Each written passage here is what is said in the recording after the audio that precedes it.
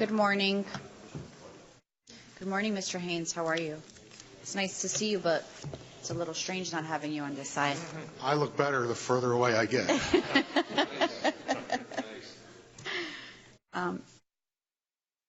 Mr. Haynes, whenever you would feel free to start, I know we have your opening statement. From yesterday's testimony at the Senate hearing, I saw that it went by very quickly. So we look forward to hearing what you have to say today. And obviously any questions that the committee will then have. So thank you for being here today. And I just want to reiterate once again, thank you to all of your staff and all the work that all of you do for us.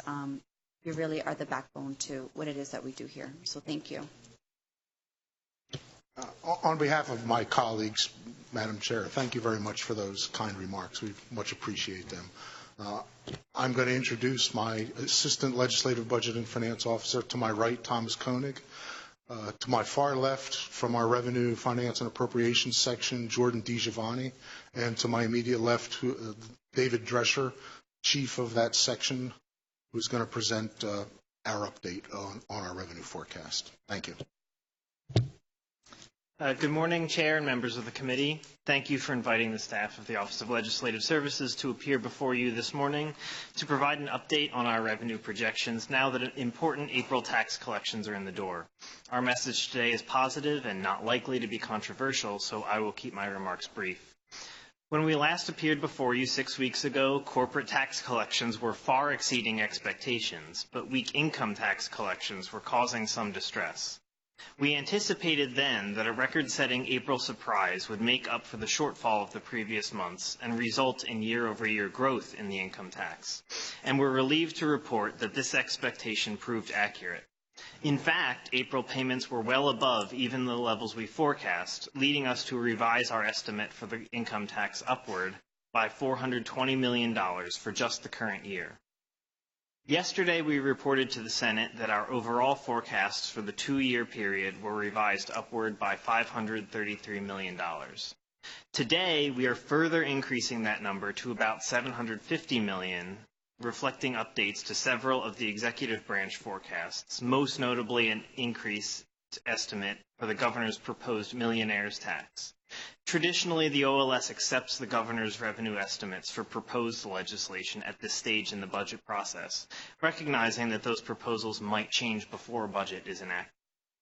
Our overall estimates are slightly below the executive's revised numbers presented yesterday by about $158 million over the 2-year period, which represents about 1/5% of the total.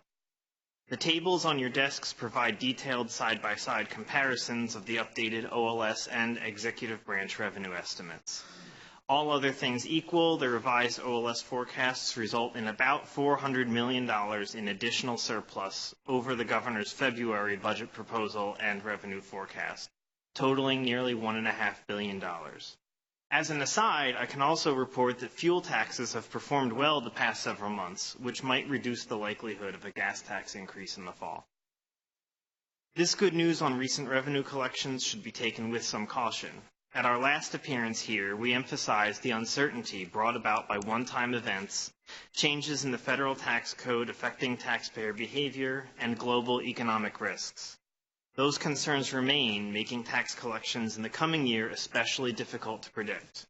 If the ahistorical behavior in the income tax over the past 2 years was indeed the result of the newly imposed cap on the state and local tax deduction under the federal income tax code, then the state's future income tax collections are likely to repeat this last year's pattern of low collections through most of the year, followed by a bigger spike in April.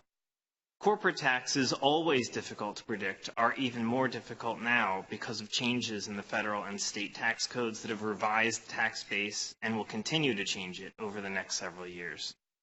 So this concludes my prepared remarks. We'd be happy to answer any questions the chair or members of the committee may have.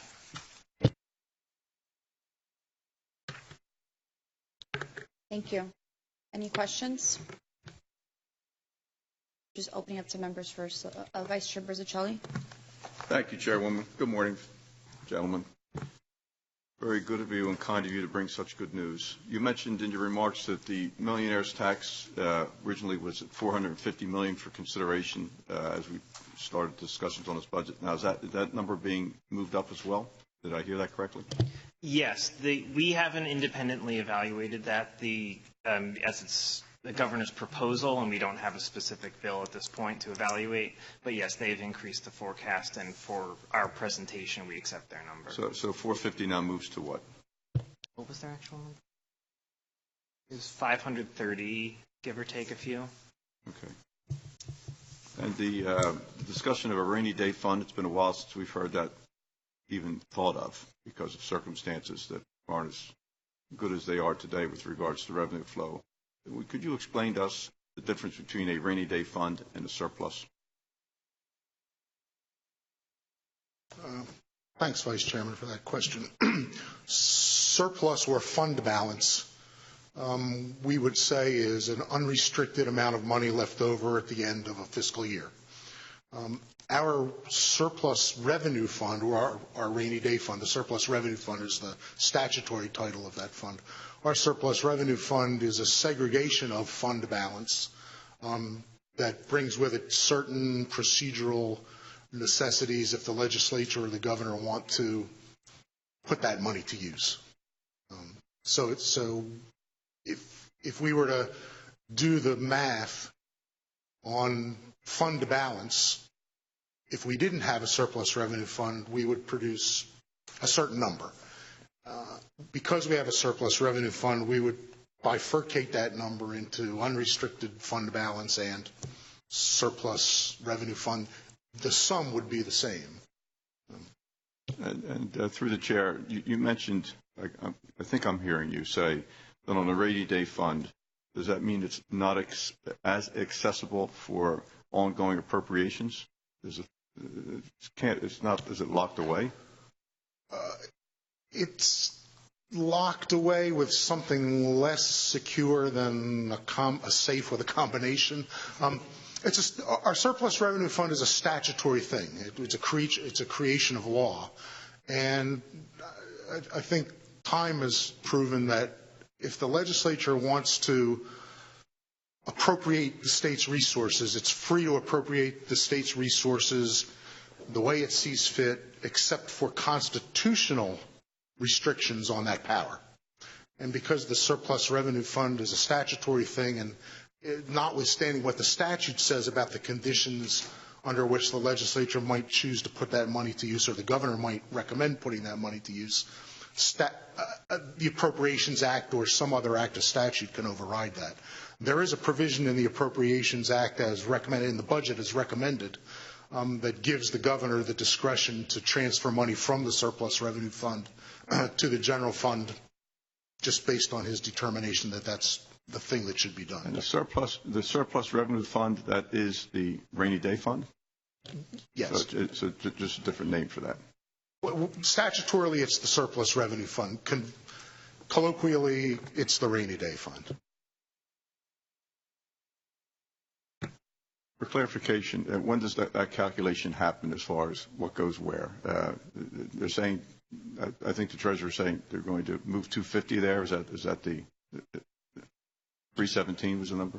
Yeah, the forecast in the budget update that the treasurer provided yesterday estimates a $317 million transfer to the surplus revenue fund.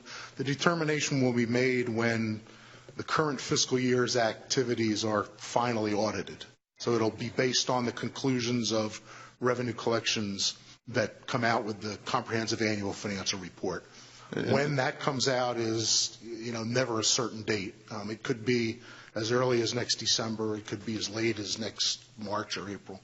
And through the chair, is there a real benefit to funding that that revenue surplus fund as opposed to just having it in the other column and in the budget surplus side?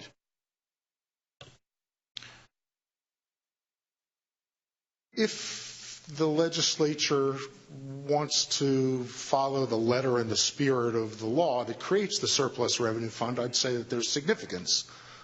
It shows that there's money available that shouldn't be just seen as available for casual use. It should be seen as available when certain circumstances arise that are problematic with respect to revenue forecasts, for example. It's there, and it certainly is there because we have enough flexibility to override the statute. It's there to deal with emergencies. Rating agencies will look at that and say, oh, New Jersey has a general fund balance, and it also has a fund balance that has certain restrictions concerning its use, and that will look favorable compared to our peers, to other states in that regard, for what that's worth. And through the chair, I raise these just really academic questions. I mean, the good news is there's going to be money there. The question is, where is it parked? With a $38 billion budget, our surplus by form should be what, 10%? If the whole world was in balance, what would be considered the right surplus for a $38 billion budget? Now, that's really an answer that policymakers provide, not fiscal analysts. But if we were, 10% would be a very healthy surplus if you measure that by things like what other states do.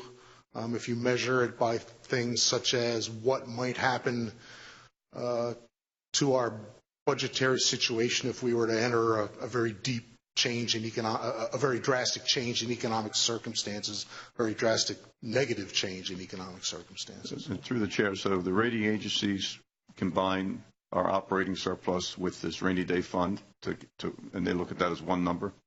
I think they'll note the sum of the two numbers, and they'll note that there's also, actually money deposited in the rainy day fund or in the surplus revenue fund for the first time in over a decade. And they'll see that as an indication of improvement in our fiscal situation, but they'll take all things into consideration before they come to that conclusion.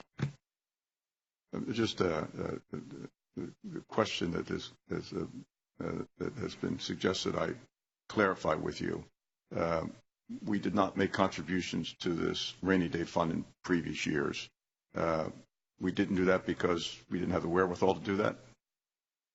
Or, should the surplus have been cut in half, previous year's surplus, previous administrations been cut in half and something parked in the rainy day fund? Well, that would have been an option, but the statute generates, in this case, the statute generates the contribution to the surplus revenue fund. It's a statutory equation that says to compare the original estimate for a given fiscal year for general fund revenues, and then compare the update of that revenue forecast to that certified number, and then look at the actual numbers as they come in, and 50% of the money that comes in excess of the anticipated general fund revenues that isn't attributable to a mid-year tax increase, 50% should go into the rainy day fund after considering what happened with your gross income tax revenue. So general fund increases above the certified amount of money, less gross income tax decreases below the certified money, below the certified amount, play into the calculation. General fund increases divided in half, then reduced by shortfall in gross income tax collections against estimates, if any. And then there's a little bit of an interest calculation at some point that's supposed to be made as well. And through the chair, my line of questioning is not to be argumentative about whether we should have a rainy day fund or not. Just curious how we got there, because we have been criticized over the years for not having enough surplus. Now, in this budget, we have a better surplus than we've had in recent years because circumstances are helping us have a better surplus. And the statute's kicking in to say, well, some of that should be moved in and parked in a second surplus account. But we've always heard criticism that our surplus is not the right percentage against the size of our budget. So does the statute recognize that, or is it just taking what has been a historically low surplus that now is a little bit better and saying because it's a little bit better, a portion of that should go in the rainy day fund as opposed to the surplus being more reflective of what a surplus should be against a budget of this size?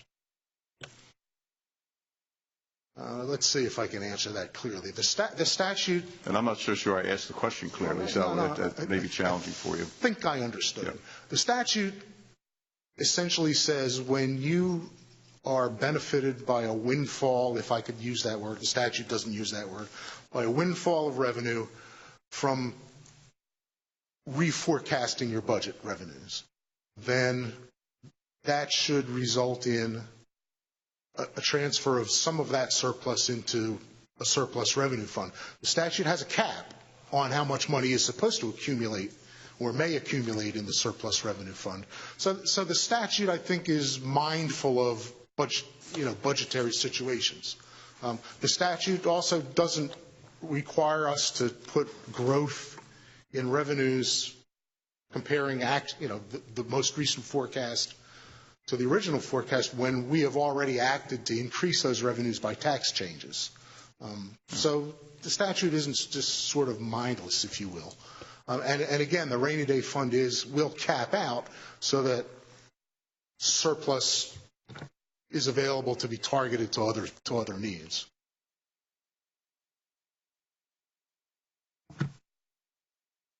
I'd like to, through the chair, pass on the question. So the audit that completed, it was $200 million, you said, Aaron?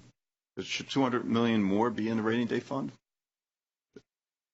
The audit, I'm sorry, the audit from 2018, Frank. The audit for 2018 didn't produce a deposit into a transfer to the surplus revenue fund. We expect that the audit for fiscal 19, if revenue forecasts hold, we expect that the audit will result in a transfer into the surplus revenue fund essentially during fiscal 20. And I'll close with this. And my curiosity is simply where the statute triggers, because we've had a historically low surplus, I would say, it's fair to say, over these last decade, because we just haven't had the extra money we'd like to have. In fact, there was criticism for that. So the statute that triggers the what would be described as a windfall does not take into consideration that the surplus that's now seeing what appears to be a windfall in short term, the statute doesn't establish what the surplus should be against the size of the budget. That's correct. The statute operates even if we begin at a very low level of surplus. That was my question. Good news is that there's money. It seems like an accounting exercise, moving from one place to another.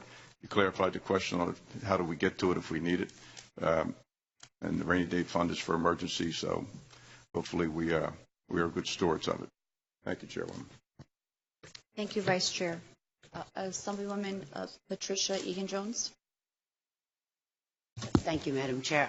I just want, again, clarification for my brain. There's a surplus, that's an operating surplus, and the rainy day fund. They're separate. Yes, that's correct. Okay, that's it. Thank you. Thank you, Madam Chair.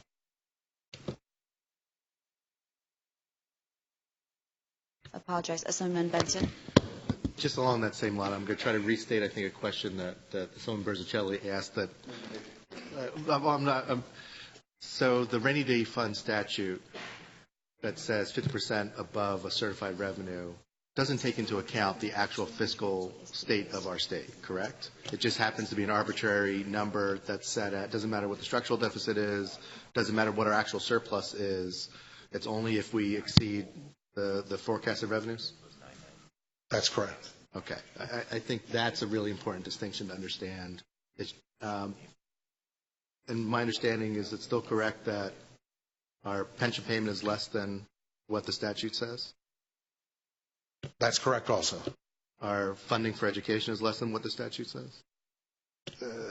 Depends on. The statute is sort of less definitive in what full funding is for school aid than it used to be, but I probably have a consensus that you could be spending more on school aid.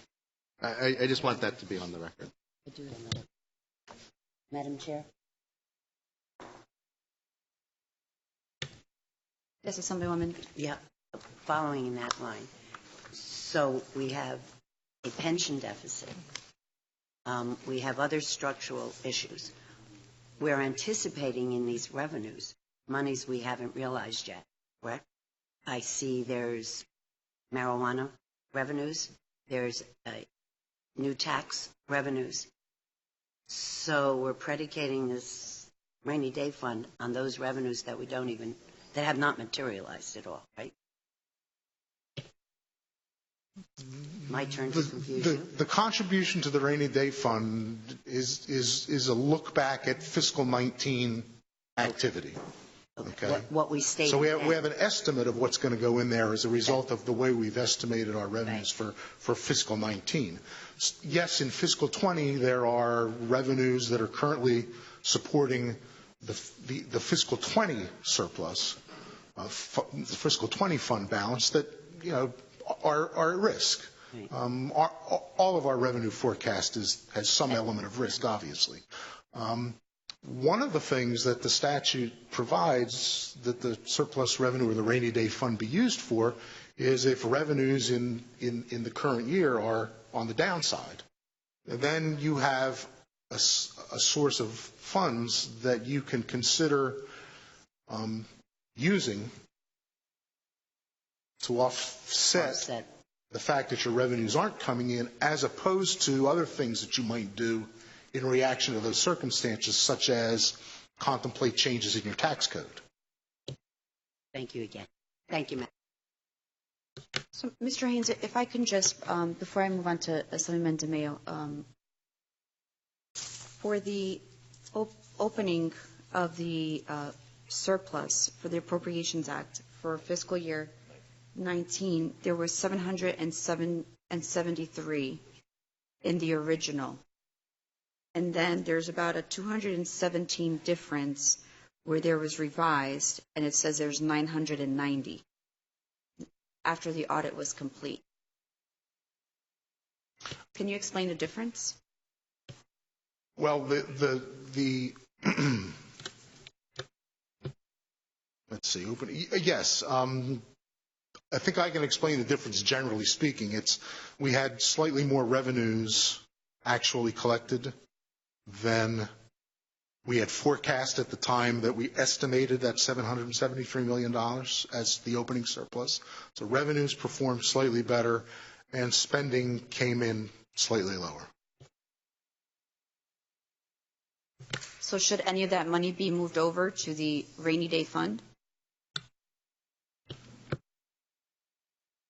Well, I think not. I haven't actually gone back and tested those data against forecasts. But again, the key event that has to happen, the key things that have to happen for a deposit into the surplus revenue fund are more general fund revenue than forecast. Okay, more general fund revenue than was originally certified.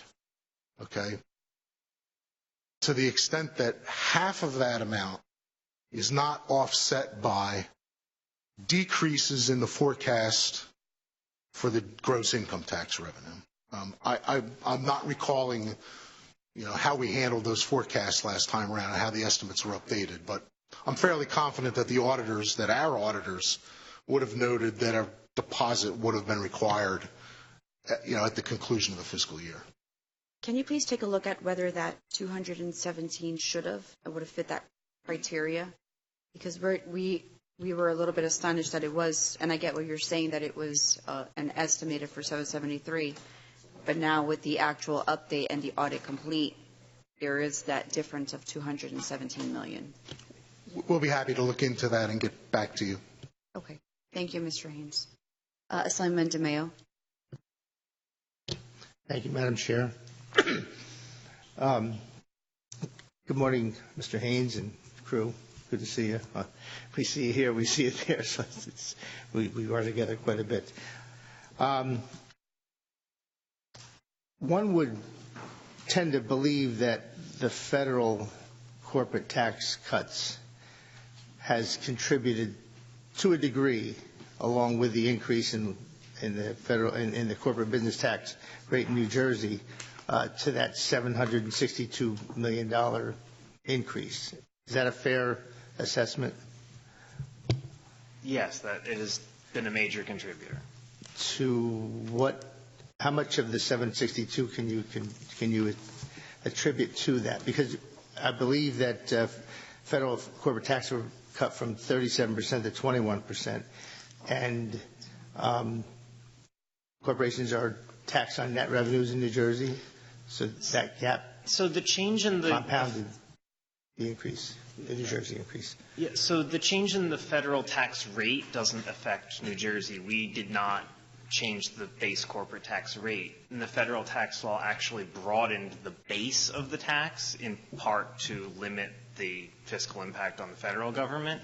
Those expansions to the base, by and large, applied then to the state, either automatically under our pre-existing laws or in a few instances where we changed our laws in response. So we brought in the corporate tax base. There's also a major component of foreign repatriated earnings, which are a one-time impact, which... Well, since you brought that up, how much of the overage can you attribute to that? The $762 million increase, how much of the one-shot repatriation is in that number? So we don't really know.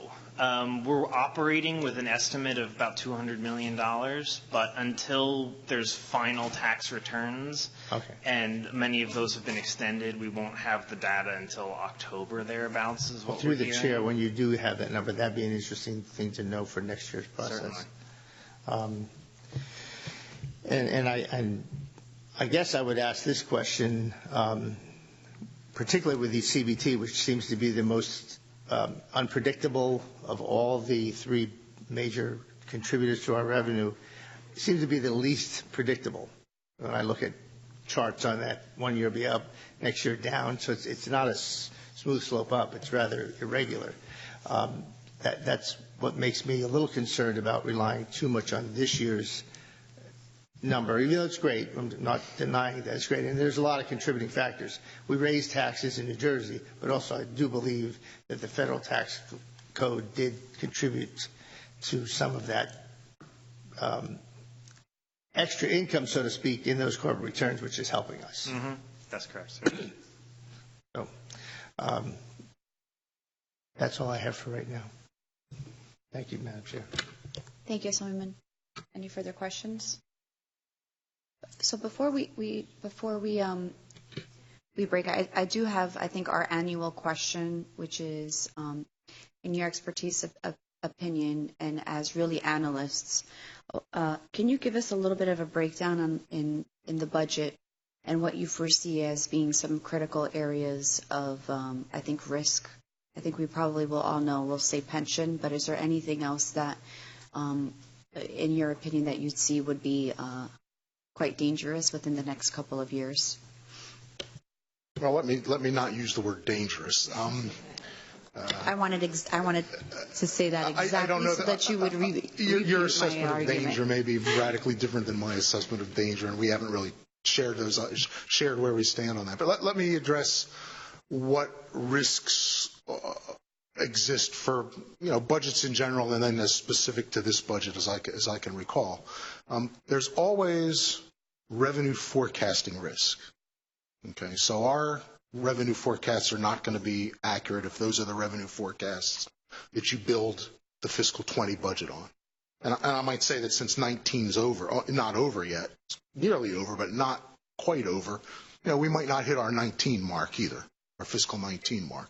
But revenue forecasting is partly art, partly science, and we always get it wrong to some degree or another. So there's always forecasting risk in your revenue estimates, and that's one reason why you want to have surplus, because you'll have money in the bank that negates that risk or offsets the results of that risk without having to do anything else. Okay.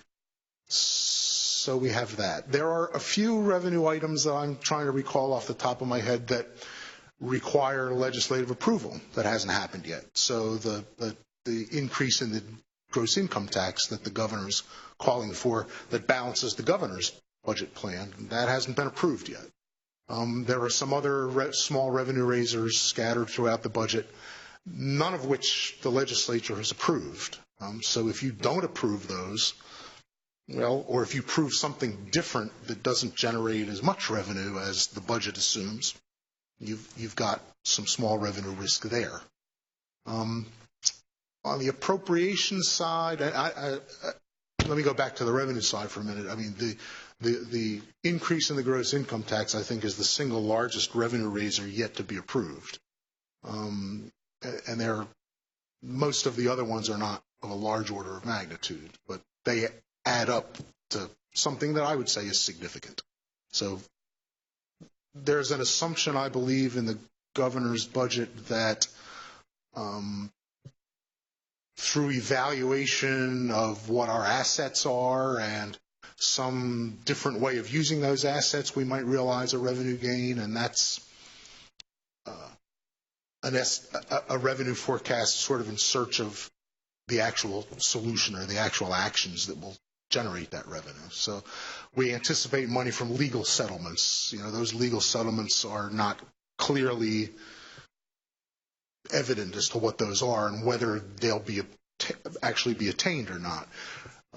The history, or at least the recent history of anticipating revenue in the budget from legal settlements is such that we see that money sort of anticipated in one year, and then in the next budget update, it shifts to the next year. So, and those things are difficult to predict, and things can change, and your best plans might not actually come to fruition. So there's some revenue risk involved in those things as well. On the spending side, a couple of things that come to mind. Some of the health benefit, the employee health benefit savings that are built into the fiscal 20 spending levels haven't actually been attained yet. Many of the savings are what happens when prior actions are rolled forward. But some of those savings, I think the estimate's about $220 million, are still in search of solutions, at least in part. So there's budget risk there. I think it's pretty clear that we don't budget a full year of Department of Transportation operating costs with respect to winter conditions. This year, the budget's looking at a supplemental of appropriation of, I think, $80 million or so. Don't hold me to that, but it's in your handout. The original forecast was 55 when the governor's budget came out, and it's been increased.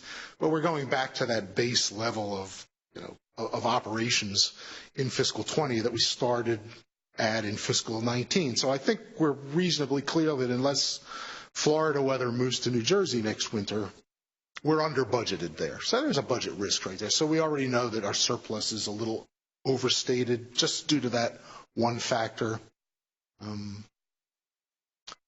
Those are the major things that come to mind. I'll say one other thing. We have entitlement programs on the spending side. By an entitlement program, I mean that certain individuals are going to be served by the state. Their medical costs are going to be paid for, or things like that. And they're eligible for those things based on their circumstances. And there's always forecasting risk in budgeting for those things as well. The executive, neither the executive nor the legislature has a perfect crystal ball when it comes to saying what the Medicaid caseload will be, for example, and for that matter, what the healthcare cost curve is going to be. So we have risk in those types of programs as well. Thank you, Mr. Haynes. I think anyone else have any questions? You made our sunny day kind of become gloom towards the end of that statement, so I thank you for that. No, thank you. It's you brought up a couple of good issues that obviously we really hope to attain some of those in order to close the gap. So I think that if none of the other members have any questions, I think we can break. We asked the treasurer to come in a little earlier. I think 12:45 is going to be the timeline. So we'll meet back here again at 12:45. Mr. Haynes, once again, I want to thank you and all of your department for doing the work that you do and for really helping us. We all hope that June will be a smooth month. Thank you, Ms. Chair. Thank you.